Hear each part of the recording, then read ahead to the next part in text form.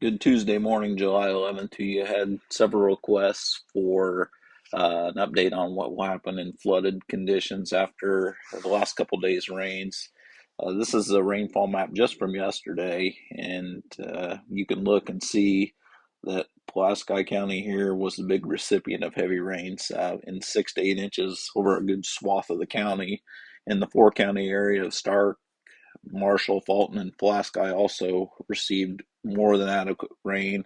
Couple this with rain received yesterday, and we have a lot of flooding around. So, the question is really what's the effect on crops at this stage? So, if you look at each crop individually, in the stage we're in, so corn, we've got a lot of B10, 11 on the some of the youngest corn to R1 tasseling right now. So that would hit most of the corn in the area, and we get a 2 to 4 days. So bigger corn is going to be able to take a little more flooded conditions for a little longer.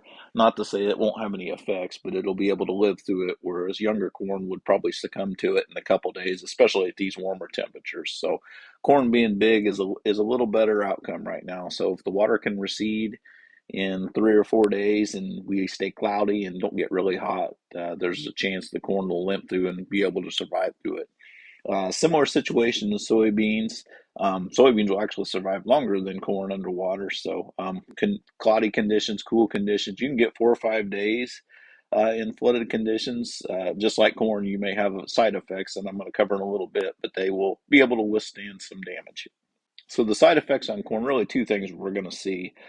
Diseases. So the big ones will be crazy top, like the picture in the right, and common smut, which you'll typically see on the ears of tasseled corn. So both of those, a fungicide will not do anything. So it is not worth your time to try to manage or correct either of these. Fortunately, they don't happen in big pockets or do much yield damage. So you kind of got to live with what you got with disease.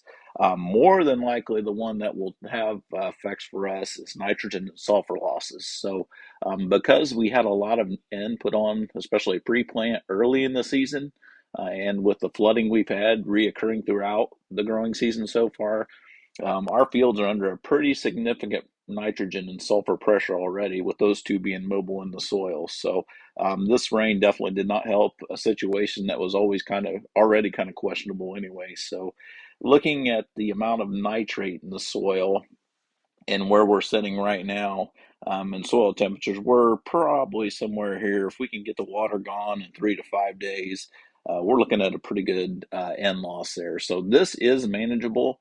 It's putting some on doesn't guarantee a good rate of return on it. Nitrogen's expensive.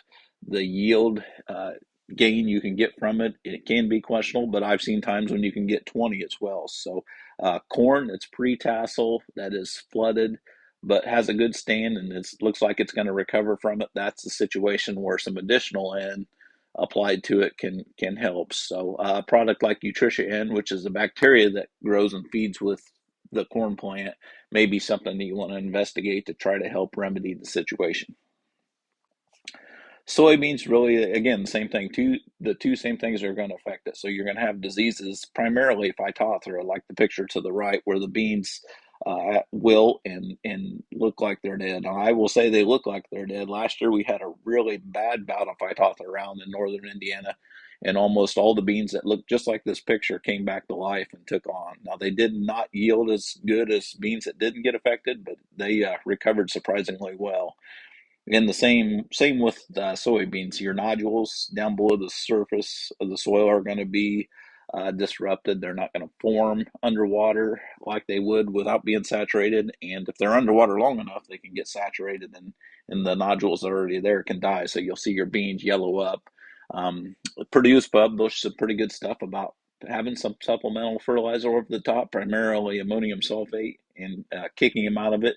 But just like the corn conversation, you don't know what kind of return you're going to get with it for the amount of money you're spending on nitrogen. So the ultimate way to fix them is fertigation through a center pivot, and not everybody has that capability. So hopefully that kind of gives you an idea of what you're looking for. There isn't great outcomes for either crop. So fortunately, hopefully the rain gets off quick, and that would be our best case scenario. Thank you.